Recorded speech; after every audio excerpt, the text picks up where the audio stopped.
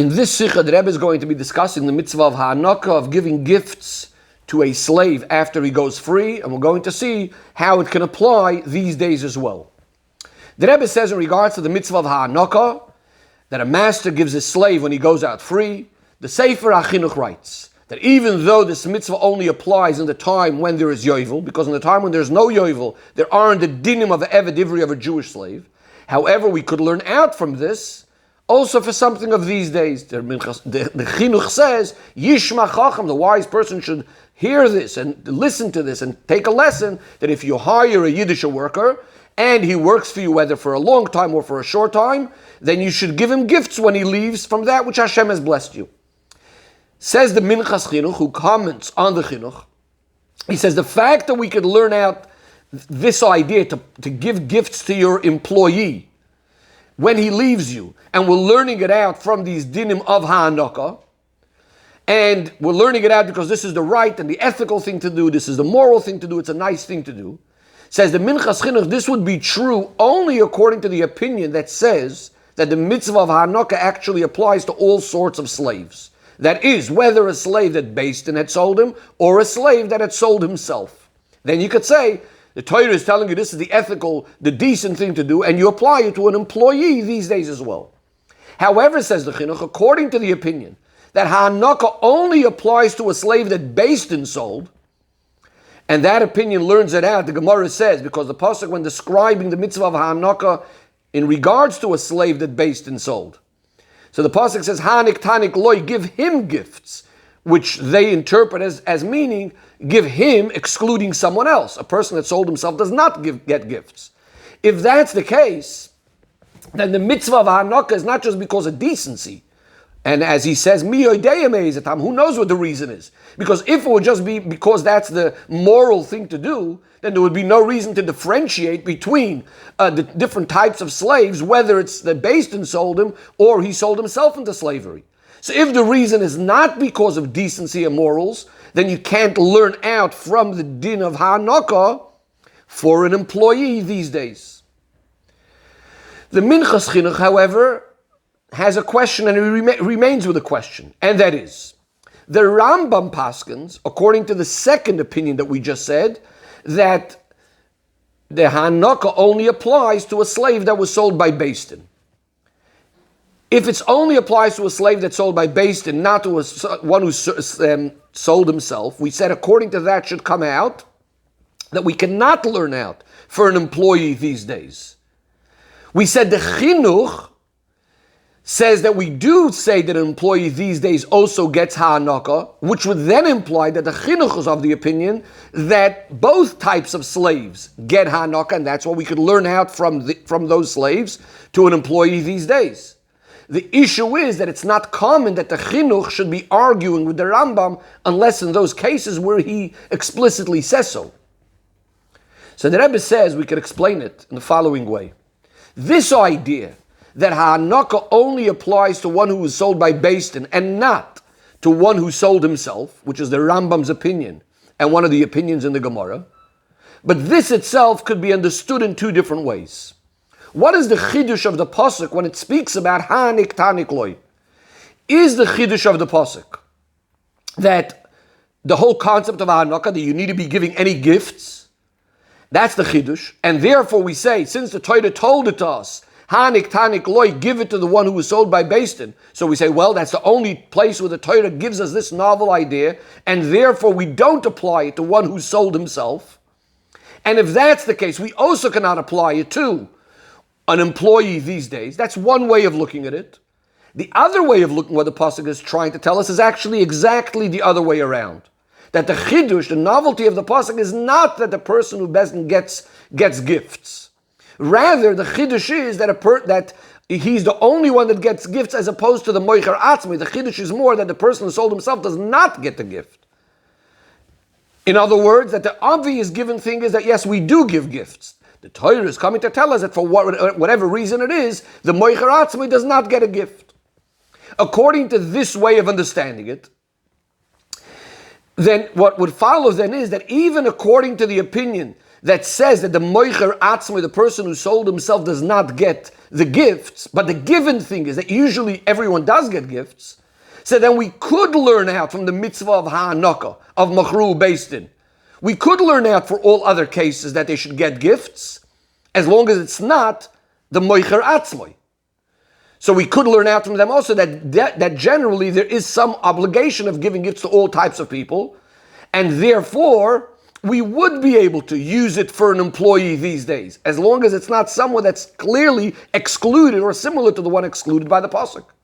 So therefore, going back to the chinuch, since he is speaking clearly not about someone who sold himself as a slave, that doesn't even apply and is not even possible these days. Rather, he's speaking about this worker, this employee that had hired himself out to do work. So according to this, we could learn out from the general din of ha'anaka that says, by the one who based and sold, that it is the ethical and the right thing to do to give him gifts as well, the employee as well, when he leaves the job. Says the Rebbe, these two general approaches of how we look at the pasuk, again, is it mainly that the Torah is telling us that there's a concept of giving payment when he leaves? That's the chiddush, and therefore we don't apply it anywhere else. Or the fact that payment is given, that's the decent thing to do, and it should technically apply to everyone, unless a Torah excludes it. Says the Rebbe, this could all be explained based on two different ways of understanding what's happening when we're giving this payment. One way of understanding it is that it's the gifts. One way of understanding it is that it's actually somehow in the category of we're giving him a payment for his work. That's what it sounds like from the Gemara, where the Gemara says in regards to this mitzvah, that the Torah is calling the slave over here a sachir, like a hired worker. And just like if it would be a hired worker, says the Gemara, if he passed away, then the money of his payment would clearly go to his yershim, to his heirs, to his children. So too ha'anaka, if the slave passed away, then it would go to his yershim. If that's the case, if we're comparing it or including it to a kind of payment, then it makes sense to say that the chidush of the pasuk is the fact that there is any concept of ha'anaka. This whole idea of ha'anaka is a very, very major chidush. Because technically this person was given already whatever he needs to be given for all of his work. He's saying now there's something else that becomes part of a payment. That's a chidush. And therefore we wouldn't be able to apply it to anywhere else. The other way of looking at it is it's totally not a payment at all. This is more in the concept of similar to tzedakah. In other words, the master over here is giving him as a recognition for his work as a slave. So it's tzedakah, it's not an owed thing as a payment. It's more just being nice and giving him in recognition for his work. According to this, then what should come out is really it applies to all types of workers. The chidush is a gzeiras hakasav. The Torah is saying it's not going to apply by moicher atzmai, by someone that sold himself.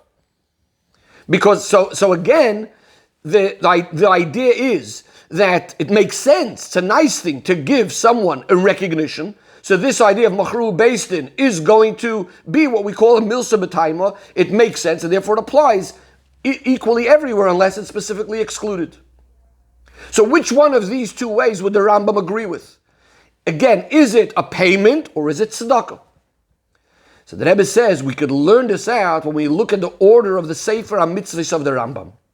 Where does the Rambam put this mitzvah of ha'anaka? He does not put it amongst the mitzvahs of Eved and of the servant, the maidservant, etc. He actually puts it right after the mitzvah of tzedakah.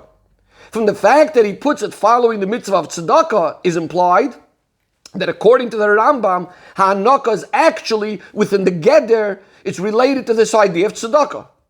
So now, if we say that the Rambam is saying that it's because of tzedakah, so we don't have to say, as the Minchas Chinuch was suggesting, that the Chinuch, who says that you should give to an employee these days as well, is differing to the opinion of the Rambam. Rather, even according to the Rambam, that the Rambam says only one who gets sold by Beis Din gets ha'anaka, but now that we explained that it's really coming as an inyan of tzedakah, as an inyan of recognition, so what's the pasuk coming to tell us? The pasuk was coming to exclude a very specific case that doesn't get ha'anaka, the person who sold himself. But as far as the ethical thing to do, it would apply to all people, usually, unless the Torah specifically excluded it. And therefore, once again, we could learn out from this to the person these days, an employee these days, that we should be giving him the gifts when he finishes his job. Says the Rebbe, since this Hayrah of the Chinuch, we now understand, could apply to all, according to all opinions, meaning whether you believe that a person that sold himself gets Hanukah or not. But we learn out, because of the tzedakah element, we learn out that it generally applies to all sorts of situations. Again, unless the Torah specifically excluded it. So therefore, says the Rebbe, it's very worthwhile to be ma'oder, to point out and to publicize. People should pay attention to this particular directive, that when a person hires someone to work for him, and the employee finished his time of work, and especially, says the Rebbe, if one sent away or fired the worker before the time was up, whether the person had finished and gone away from the work by himself, if the person had by himself quit the job, then there is no mitzvah of Hanukah, like the din by an Eved, that if the slave ran away, or if he went out by sort of paying his way out, so then he does not get Hanukah. But if clearly the employer is the one that sent him away, and whether it is because of there are plenty of workers without him, or because he's not happy with his work, says the Rebbe, we should make sure and publicize this idea that he should be giving Hanukah, he should be giving gifts to this employee. And since the Rebbe says Hanukah, as we just explained, is in the gather of tzedakah, it's understood that you can't just be yoitza by giving what you owe him anyways. In other words, the payment that you owe him for his work. That's obviously that you have to pay fully. Furthermore, even the additional things that the employer had made up in advance to give the employee when he finishes working also is not included in these gifts, because all of these extra things are not part of tzedakah, all of these extra things that was made up to be given. Furthermore, the Rebbe says, there's also no difference how long the person was working for you. As the Chinuch said before, Zman Meruba, a long time or even a short time. There's also no difference whether you were happy with his work, or as the expression that says by the Eved, that your house was blessed because of him, or your house was not blessed because of the Eved. In all cases, you need to give him the gifts based on the amount of time that he was by you. The more time he was by you, you have to give even more. How much more so, says the Rebbe, if you actually were blessed because of him, then the halacha is, the din is, you have to give him according to the blessing that you got, you have to give him. You have to add in the Hanukah from that which Hashem blessed you, as the words of the Chinuch before. And then the Rebbe concludes over here that, like in all matters of Torah, we also have this whole idea how it all applies Beruchnius. What's this idea of Hanukah and Ruchnius? So the Rebbe quotes and says from his father, from Reb Levi Yitzchak, in his Ha'aris and in his comments on Masechta Kiddushin, he says by an Eved Ivri, there's what's called, he only has the level called Moichin de Katnus. Moichin de Katnus. Moichin is intellect, but on a smaller, on a lower level. That's as he's a slave. When he goes out free out of his slavery, what he needs to be given is Hanukah, he's now being given gifts, and spiritually speaking means he's now going to be getting Moichin de Gadlus, a much more profound, higher level of intellectual capacity. He actually goes on to explain over there that the Torah mentioning Hanukah mentions 3 different types of things that you need to be giving. Mitzoincha, migarnecha, miyikvecha. And he explains how these 3 types of things refer to the different levels of intellect. But what does this all mean? What does this all mean in a more practical way, and how we apply it? So the Rebbe explains the idea of a master and a slave, Beruchnius, could also be a Rav, a teacher, and a Talmud, and a student. Where do we see this concept of a slave and a master? Says the Rebbe, we see this in a Gemara. Rabbi Yochanan said that someone that's going to help him, explain to him, teach him how to answer a particular matter in Torah that was difficult by him, he said, I'm going to take his clothes for him, follow him to the bathhouse. This is the kind of work that usually a slave does for his master. Says the Rebbe, the Rav, the teacher, has to know that he needs to give the Talmud ha'anaka, he needs to give him these extra bonuses, these extra gifts. What does this mean? We said before there's something called moichen de katnos, the smaller level of intellect, which is what the Rebbe's father said that's what the Eved has originally. So, or while he's a slave. Says the Rebbe, you can't just suffice by giving him moichen de katnos. In other words, you can't just suffice by giving him the minimal amount, that which he could understand right now. The teacher shouldn't only be giving the student that which he can understand right now. Rather, he should teach him in a way that when he grows up, when he matures, when he's going to leave the teacher, he should then be able to reach that level of moichen de gadlus, be able to have those higher levels of intellectual capacity that the Rav, that the teacher himself has. What does this mean in simple words?